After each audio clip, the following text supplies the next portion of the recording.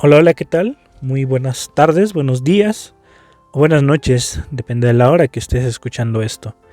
Espero te encuentres muy bien y si no es así, ¿cómo estás? ¿Cómo te ha ido este fin de semana? ¿Qué ha pasado? ¿Cómo ha estado tu familia?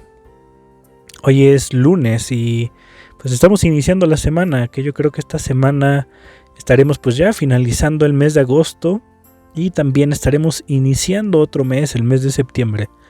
Como tú sabes, pues en el mes de agosto se trataron asuntos referente a la Biblia, temas bíblicos, y no quiere decir que los temas anteriores pues no hayan girado en torno a la Biblia o con una base bíblica. Más bien lo que quiero decir es que en las semanas anteriores ya el pastor Ananíes, el pastor Arturo, el pastor William nos estaban hablando sobre cómo fue la composición de la escritura, es decir, fechas, ¿no? Escritores, autores, acerca de los libros proféticos, sapienciales, los evangelios, ¿no?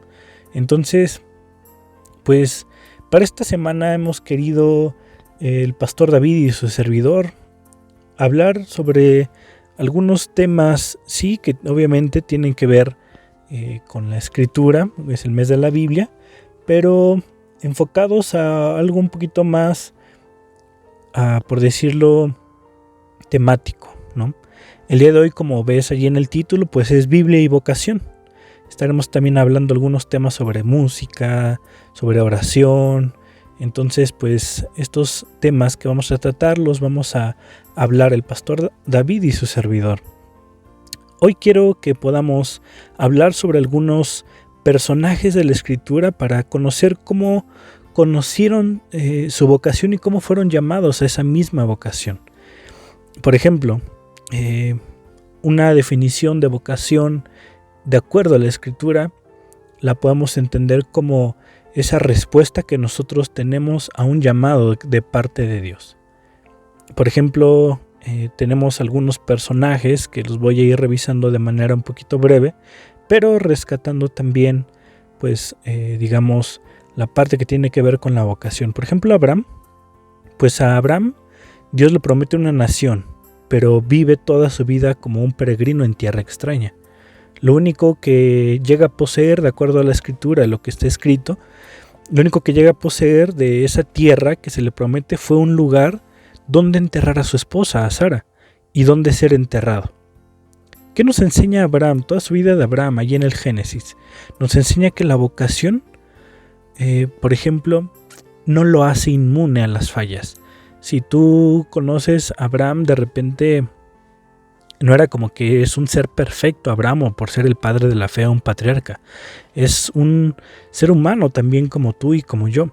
Entonces, pues él muchas veces se equivocó. Entonces, no sé cuál sea la vocación a la que esté siendo llamado. Y a veces comprendemos que la vocación solamente tiene que ver o debe de girar en torno a la iglesia de manera directa. Pero el Señor también, como vamos a ver en algunos ejemplos adelante, la vocación también podemos encontrarla sí con el Señor, pero en algún área a la que nos estemos dedicando. Abraham pues nos enseña esto, ¿no? Que la vocación no nos hace inmunes a las fallas. Podemos fallar y estamos en ese riesgo siempre. Por ejemplo, Rahab. Para entender la vocación de Rahab hay que destacar y tenemos que entender que Rahab decide servir a un Dios que no conoce. Tú sabes que Rahab pues era una mujer que su oficio, a lo que se dedicaba, no era algo bien visto por la sociedad. Entonces un buen día ella decide servir a un Dios que no conoce, un Dios desconocido para ella. Tal vez para los israelitas y demás pues era algo ya más familiar, pero pues ella no era ni israelita, ¿no? Entonces no lo conoce. Ese fue su primer encuentro con el Señor. En la vocación de esta mujer nos encontramos con algo sorprendente acerca de Dios. ¿Qué es esto sorprendente?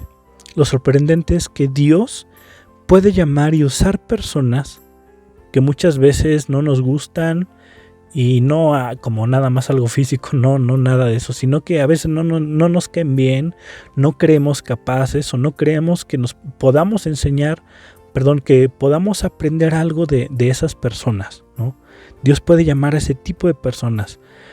a personas que no nos gustan o que consideramos poco dignas de ser instrumentos de la gracia divina. Como decir, no, ella o él se dedicaban a esto antes, o eran así de niños, o apenas hace unos años eran así, y ahora ¿cómo es posible que ya estén sirviendo? Esa es lo sorprendente del llamado a la vocación por parte del Señor para nosotros. Tal vez Dios también, de acuerdo a la Escritura, y el ejemplo de Rahab es que Dios puede llamar a personas que tienen costumbres o profesiones, conductas o también actitudes que son claramente contrarias a lo que la sociedad acepta como normal. Rahab no era una mujer fácil de convencer, no era una mujer de carácter dócil, sino por su profesión, por lo que ella hacía, por su oficio, era una mujer de carácter fuerte. No era bien vista por la sociedad, ni siquiera, por alguien que estuviera recto de acuerdo a la sociedad. Rahab nos enseña que la vocación no es algo lejano o no es algo solamente místico, sino más bien es algo cotidiano y muchas veces riesgoso. Ella tuvo que esconder a algunos espías y de esa manera sirvió al Señor. Entonces, también la vocación la puedes encontrar en lo cotidiano, y a veces en lo cotidiano puede ser también riesgoso. Por ejemplo, Ruth nos enseña que la vocación depende de la fidelidad al compromiso hecho con Dios por parte de nosotros, por parte de las personas. Vuelvo a repetir esto. La vocación también depende de la fidelidad al compromiso que nosotros hayamos hecho con Dios. Entonces, tal vez pensemos, ¿no? Y aquí quiero hacer una aclaración. El llamado y la vocación sí van de la mano, pero no es como que sean lo mismo. La vocación es un asunto de libre decisión. Si tú conoces, pues por ejemplo Ruth, también ella decide seguir, ¿no?, a su suegra. Entonces, pues es complicado también esta vocación que ella tenía. La decisión que toma Ruth, la decisión que podemos tomar nosotros, se toma sin conocer ni tener la certeza de los resultados, ¿no? Porque cuando uno decide aceptar el llamado también que Dios hace, no es como que Dios te pone el panorama y así va a resultar en 5, 3 años, en 8, en 10 años, ¿no? Y vas a tener estas personas a tu lado, vas a prosperar de esta manera, con estas cosas te vas a enfrentar y va a haber estos obstáculos, pero al final va a ser esto. No hay como podamos conocer todo, ¿no? No somos omniscientes como nuestro Señor. Entonces nosotros tomamos una decisión para tener también esa vocación. La vocación lleva de manera implícita el acto de fe, ¿sí? Porque es decir, yo voy a confiar en que el Señor me está llamando. Sin importar el resultado, voy a hacerle caso a Dios porque yo confío en Él. Entonces tienes ese acto de fe para con Dios, ese acto de confianza para con nuestro Señor. Ahora, aún sin tener grandes capacidades, podemos ser convocados por Dios para una misión. No sé si allá en casa te estés sintiendo, bueno, yo no tengo pues nada especial, no tengo un don especial, no tengo una profesión como tal, no sé hablar, no sé tocar un instrumento, no sé, ¿no? Cualquier don o virtud que el Señor le haya regalado a otras personas y sientas que tú no lo tengas, ¿no? Y pienses, esa persona tiene un montón de capacidades para servir al Señor, para aceptar ese llamado, ese compromiso, esa vocación con el Señor. Y de repente pues nosotros no lo sentimos, ¿no? Pero ten en cuenta esto, Dios puede llamar y puede convocar a personas sin que nosotros tengamos una gran capacidad de poder estar con las personas. O siquiera de hablar a grandes multitudes. Por ejemplo, de Amós, él nos enseña, o podemos aprender que la vocación a la cual Dios nos llama no siempre va a recibir aplausos y aceptación de personas. El mensaje de Amós es un mensaje bien fuerte de exhortación para el pueblo de Israel. Es un mensaje de corrección que no fue tan bien recibido. No era como que así, qué bueno que ya llegó Amós a profetizar otra vez. No es así. De Débora, que es la madre de Israel, ¿no? Por ejemplo, así se le menciona en la escritura. Dice que, por ejemplo, su vida, ¿no? Porque de Débora podemos aprender que es una jueza, pero también una buena líder, una buena guía, servidora del Señor.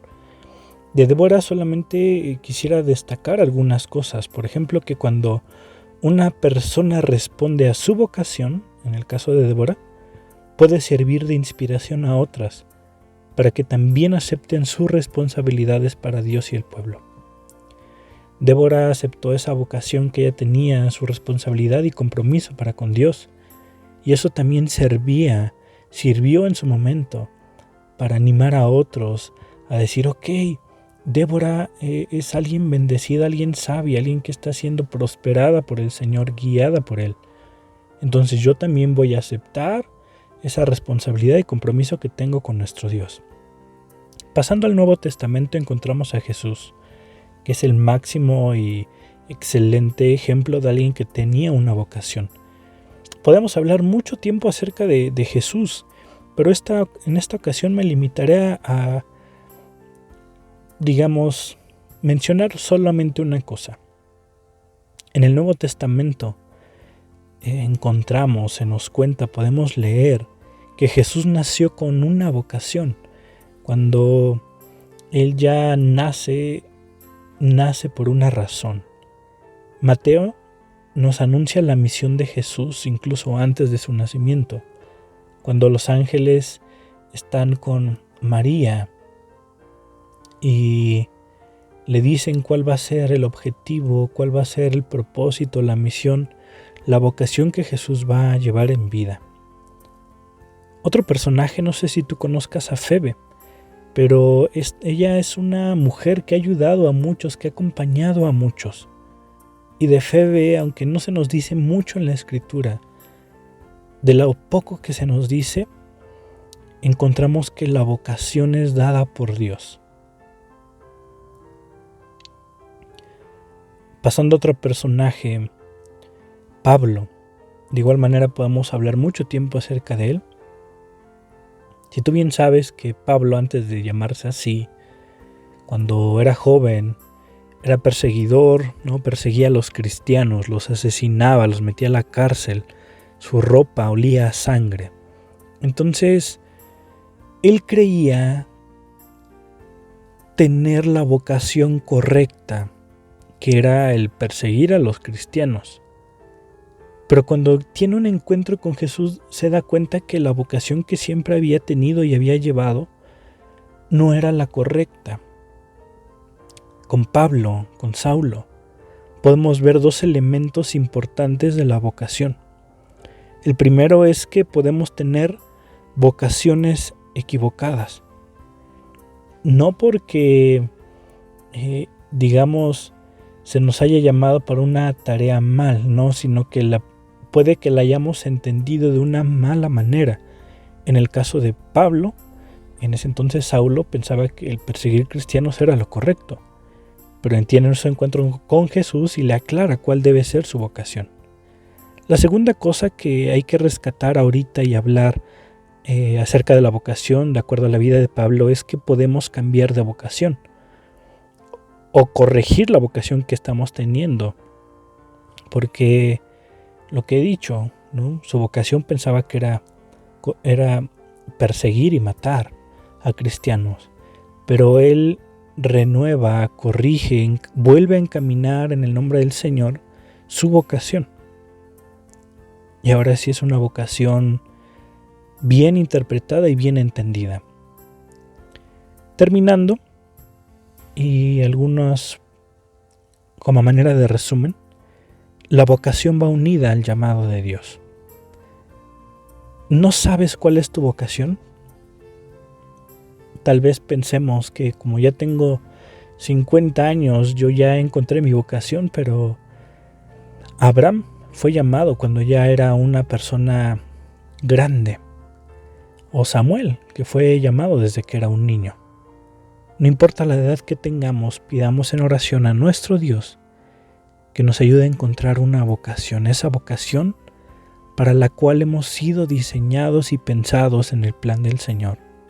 La vocación y la profesión pueden ser diferentes, aunque muchas veces son iguales. Puedes servir desde el área de tu profesión o tu oficio, pero muchas veces vas a servir también fuera del área de tu profesión o tu oficio. Y de eso aprendimos con Amós. Esto nos enseña la Biblia acerca de la vocación. ¿Qué te quedó a ti esta tarde? Pide a Dios que siempre te enseñe a través de su palabra cuál es tu vocación. Nos vemos pronto.